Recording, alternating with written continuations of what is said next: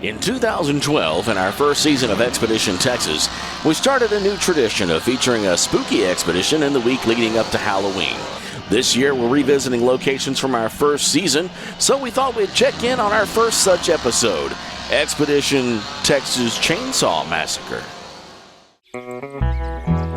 Texas is full of lost history, from lost cemeteries to abandoned buildings, from the infamous to the obscure. Hitch a ride and travel across the Lone Star State, looking for hints of Texas' colorful past, our lost history. This is Expedition Texas, and we're gonna find it.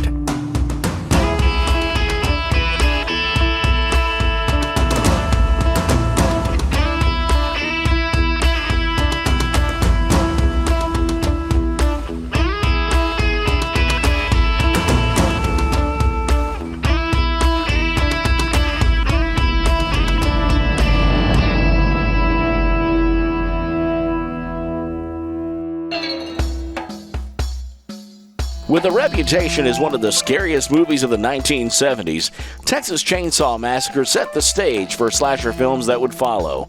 With a large, devoted following, Chainsaw has been celebrated with fan conventions, Halloween costumes, and enough sequels to fill a weekend of binge watching. One of the film's biggest fans became a resident expert on the movie as it gained a cult status. So much so that he consulted on documentaries, books, and even an episode of Expedition Texas. 10 years ago, we met up with Tim Hardin to talk about the Texas Chainsaw Massacre. We met Tim to explore Quick Hill near Round Rock, Texas, the location for most of the film. Some parts of the movie where you see the driveway, like at the end of the film, Sally's running down the driveway, and then she turns right. Well, when she's running down that driveway, there's a driveway up here, okay, and there's still the barbed wire fence that runs parallel with that driveway. Okay, so we're gonna find that, right? Yeah. Okay, and so we're now where Leatherface's final dance happens in the film, right? That's right. So he's wielding the chainsaw. She's gotten away. She's riding off in the truck down this road here. That's right. And he's here waving the chainsaw around from this angle over here. We're seeing it. That is correct, yeah. So here's the barbed wire fence that I was talking about here. Oh, okay. You had your front steps somewhere about here. You had your front porch, and it was about the area back there where Pam's swing was. Okay, one of the scariest scenes in the movie is where they're running through the brush and Leatherface is chasing her. Her hair gets caught in some of this low-lying brush out here. Did that happen here? Sure did. Have a look at this twig that I just broke off. You see those thorns? Wow, yeah. They're an inch long. So with her flowing long blonde hair, gets all caught up in this. And she wasn't lying when she was bleeding and being cut up and beat up, because they all had to fight with this. It didn't feel good. And now we're back, 10 years later, to see what remains of Quick Hill and catch up with Tim Hardin. Hey, Tim Hardin, how are you, man? Great, and you? Yeah, it was like 10 years ago. We were standing right here in this exact spot and getting ready to crawl over this gate to follow a road that I don't really even see anymore. I don't either. It's been a long time. Well, and last time we were here, this wasn't here either, and now it is. A big apartment complex is kind of like right up here. I don't know how much is still inside there. Well, let's go find out. All right, let's go. But we don't have to climb the gate, because as I was walking up here, I saw that wire's been cut. We can just walk right through there now. Let's do it. Or we can climb the gate for old time's sake. What would you rather do? You climb the gate. I'm going to take the easy way. I think I'm following you. Okay.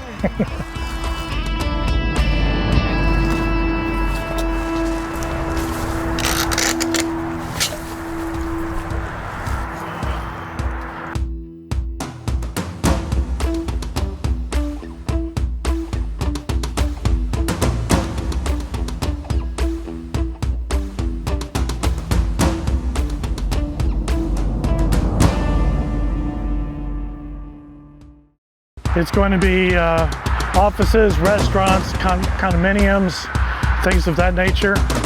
Where the house was, that's all gone from now on, forever.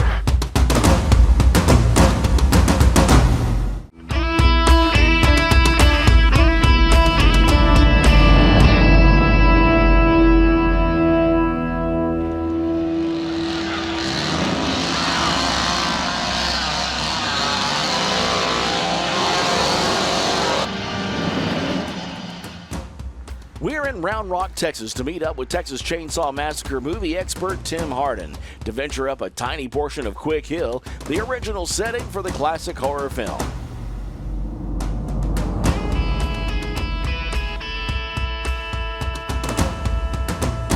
Who can forget the thorns? No one, especially me. I've been through here too many times.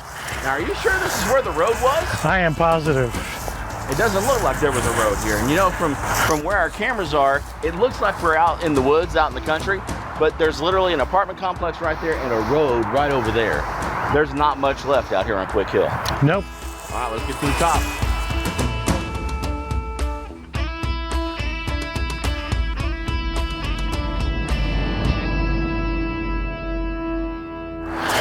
Hey, Bob. Yeah. So this road that we can barely see now here was the road that Sally was in the back of the pickup truck near the final scene of the movie. Leatherface gets frustrated. He's at the very top of the hill. He can't run for the truck, so out of frustration, he does this now famous chainsaw dance that everybody is so familiar with. Right. She escapes. She's blood caked. She's screaming, but also laughing at the same time. Yeah. And a tidbit of info that's cool is that the guy who was driving that truck, his name is Perry Lorenz, and he's actually these days, he's been in the real estate business in Austin for about 40 years or something. Wow. And he still comes out to chainsaw reunions and signs autographs. Even that guy who had... And he was, I guess, probably just like an extra, somebody they threw in there. It was like, a friend of theirs. Yeah. Yeah. It's like, do you have a truck? Yeah, come on out, we need you. I love it. So now we're at the place where Leatherface did his famous chainsaw dance that I talked about. That was here.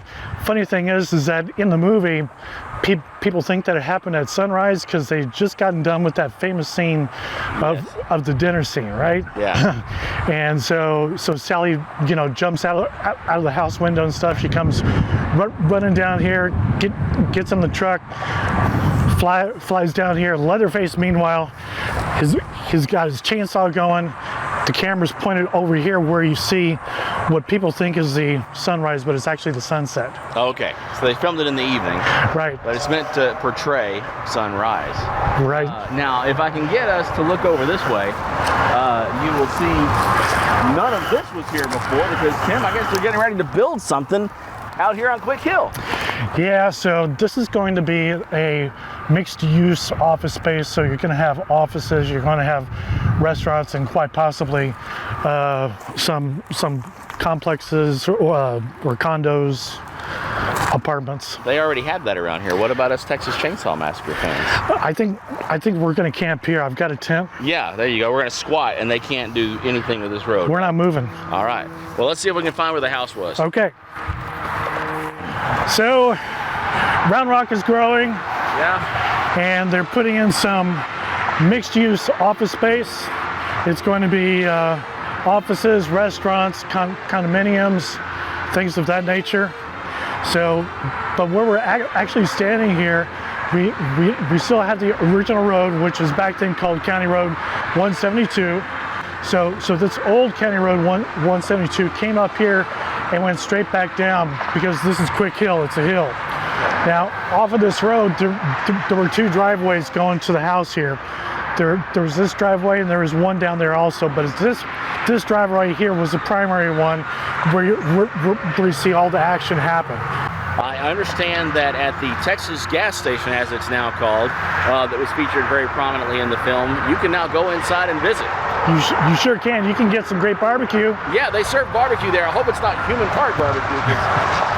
That's what the movie was, right? It's the taste that matters. Yeah, it's the taste that matters. Okay. And then we will be going to Kingsland, Texas to see the original Texas Chainsaw Massacre house. Now, it's sat out here. Remind us, how in the world did they get that whole house from here to Kingsland? What did they do? They actually cut it into 7 big pieces. Wow. Can you imagine trying to drive chunks of a 2-story house through there? That far. It's amazing.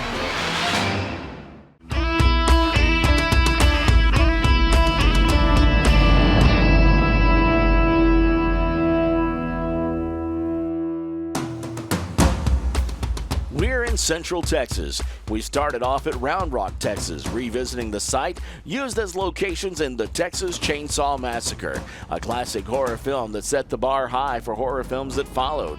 A key location in the original film is a fuel station / barbecue joint where the characters first meet some of the family of Leatherface. The gas station was located near Bastrop, Texas, and 10 years ago in our original episode we found the old gas station abandoned on the side of the highway. With no real contacts and no way to obtain permission to film, we shot some video from the road and moved on. This time though, things were very different. We were told by Bastrop friend TJ Finn that the old gas station had been reopened with amazing barbecue and a horror movie twist. So, after a restful layover at the Hampton Inn and Suites in Bastrop, we were off to visit with Lisa Rose to see what was happening at the Texas gas station. Hi, are you Lisa? I am. Nice to meet you. I was here last in 2012. And looked very different here. It was kind of abandoned, run down, bore a slight resemblance to what we saw in the Texas Chainsaw Massacre. But you guys have come in here and wow, how did you come to own this place? Well, actually, this was my husband's favorite movie since he was 10 years old. We're from Cleveland, Ohio, and he found the address and he looked up on the auditor's website and he called the lady who owned it.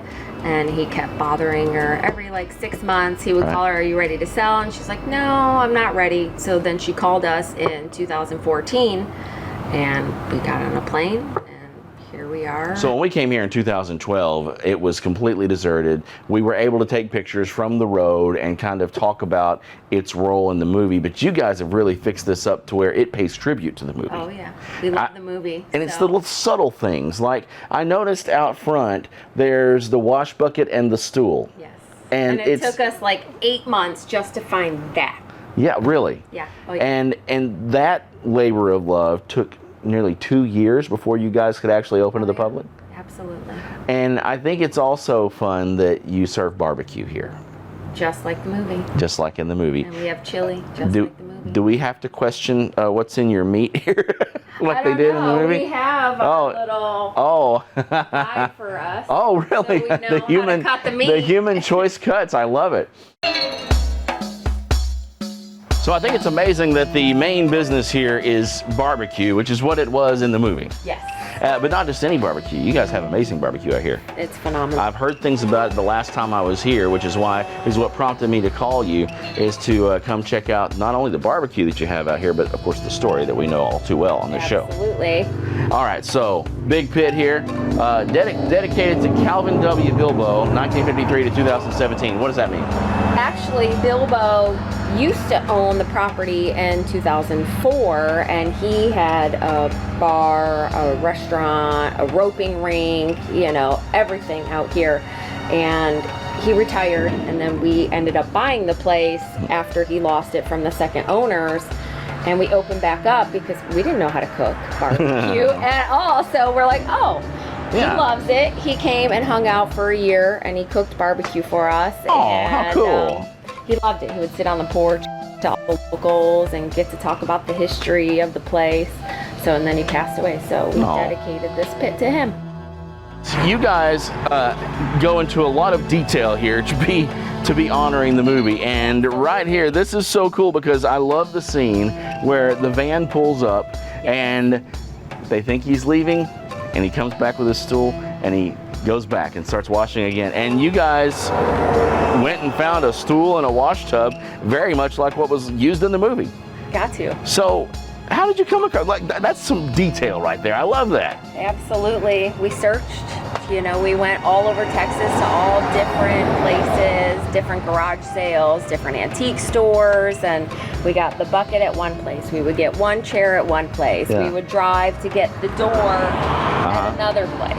So So you're saying, I think you said earlier, this actually took the longest to find. Yes. The bucket. The bucket. That's amazing. We got it maybe from New York. I don't know. We got it shipped in. That's so cool. And that's so watch the movie, people. This is some detail right here. You need to watch the movie. I love it.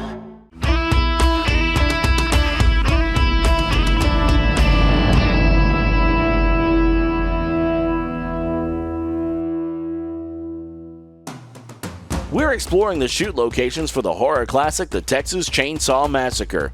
Filmed by a group of student filmmakers in the 1970s, the movie went on to achieve cult classic status and made director Tobe Hooper a household name. The film has garnered fans all over the world. We've visited some key locations from the movie, but one of the most famous sets of the film is no longer located where it once stood. Originally perched upon Quick Hill in Round Rock, Texas, the Texas Chainsaw House was a kit home, ordered by mail and assembled on site at the location many decades before a group of filmmakers came calling. After making a deal to use the house for filming, the family that lived in the home moved to the right side, while filming commenced in the left. Many years after shooting wrapped, the house was sold to be relocated to Kingsland, Texas, over 100 miles away. We found the house in 2012, then it was serving as a restaurant. We've made the trek back to Kingsland to once again see what became of the original Texas Chainsaw Massacre house. Hey Robert, how's it going, man? Good, how we doing? Good. Well, so it's been a little while since I've been here to the restaurant. Yes, 10 years, yes, sir. To be exact. And I see that you guys still celebrate the origin of the house. Yes, sir, we do. Can you give me kind of a quick nickel tour of where things are? Sure. So the room, first off, right here would have been the bone room. Okay. So in the movie it would have been, where they hang up all the meat and everything like that. Upstairs, obviously, was Grandpa's room. Yes, Grandpa's room. Yeah. That was a creepy part of the movie right there. And they still have a Grandpa up there in the chair. Oh, wow. You may have to get a shot of that. I think one. This would have been the dining room. And it actually is a dining room now. It This is is. awesome. It is. Everybody's in. Hi, everybody. Everybody's in here eating and having a good time. So they probably have no idea what happened in this room, right? No, okay, no. good. All Most right, of them good. don't. No. Probably not. Good. And then this room here was, you said, the bone room. That was the right? bone room, Okay. yep. Oh, wow. So here's where Sally jumped out. Now this is 10 years later, folks. We were here and saw this 10 years ago. This thing was, how long has it been here? The restaurant been in operation now? The restaurant? Yeah. 12 years. So, 12 years. yeah. Okay. So it was going a little bit before we got here, and still going strong Yes, now. still going and strong. a lot of people come here. And how many people would you say come here because they know what happened here, or they just come here because it's great food? Well, a lot of them come here just for great food, but we have a whole lot more that travel a lot Yeah. farther because they know it's the original house. Yeah. And you got some that don't even know until they get here. They're like, what's going on with the Texas Chainsaw stuff? Yeah. And then that's when we tell them, well, the original movie was filmed here. Right. So- And while we were sitting here talking, we sent a camera guy upstairs to get shots of Grandpa. Grandpa's Let's room. just hope that he comes back down. Yeah. I can't make any guarantees. We might go down to a smaller crew after that. Not sure. And then one thing I was always curious about, we didn't go through this door when we were here last, but the door that Leatherface slammed shut, obviously that door isn't there anymore. No, you can see the indent. Really? Right in the trim where the trim's missing. I can show it to you right here. Yeah, let's go check it out. Yeah. So right here, this is where the door was that Leatherface had slammed. You can see the trim's missing right here. Yeah. This is where they had it at. And again, behind us, you couldn't see that. The family lived in that side over there. But the kitchen was the kitchen. They're still in there making food, still being kitchen. So the kitchen is still the kitchen. Kitchen's still kitchen. So we're good there. And so this is where he slammed the door and screamed and went into the kitchen and started hacking people up, right? Yep. And we wrap up our time on this trip doing exactly what Leatherface's pretty victim did in the film, having dinner in the dining room at the old Texas Chainsaw House. But I can assure you, our food is much better than what they were eating in that creepy scene. Carving up that chicken fried steak, aren't you? No comment, mouth full.